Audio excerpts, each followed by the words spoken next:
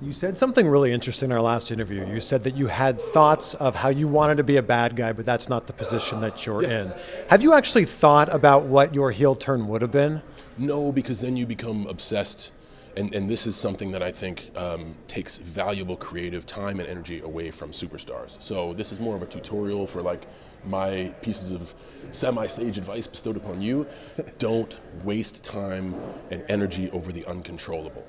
It would be awesome if I was champion. It would be awesome if I was a bad guy. It would be awesome if it was this and this and this.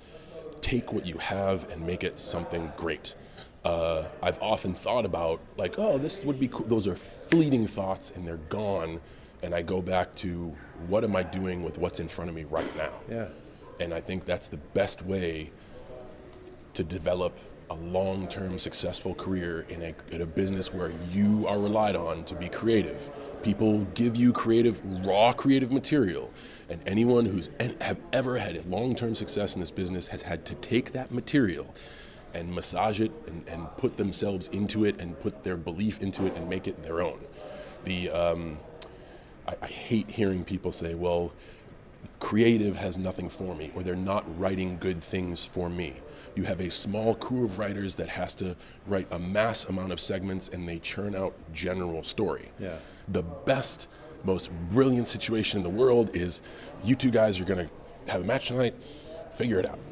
Well, or getting something that's not good, because then you can take it and go with the writer and work and make it your own. And I've worked with so many of our writing team, from the head writer himself on down to a guy on the first day on the job, and they all want to create, but we're also under the constraints of mass amount of content, short amount of time.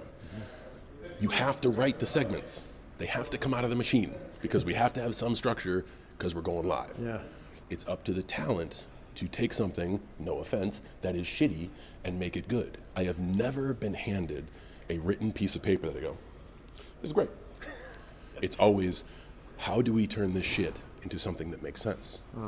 And I've seen guys like Miz do it. I've seen guys like Seth do it.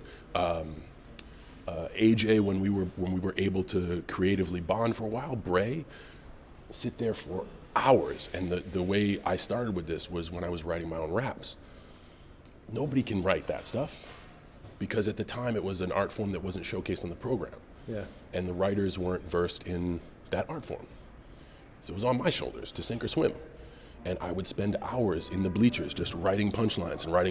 And I became ostracized and hated by my coworkers because they thought I didn't care about the business because I wasn't around the ring with my shoulders on the canvas going, okay, who's in the ring? I'm around the product. Little did they know that I was investing everything I had into trying to develop a connection with the audience, which I believe is the most important thing. Sure. So on a day for creative expression, like on a Raw or a SmackDown or a pay-per-view day, you can't find me around the ring. I am locked in a room with a writer and possibly somebody involved in the storyline, and we are just saying, how can we get your interest?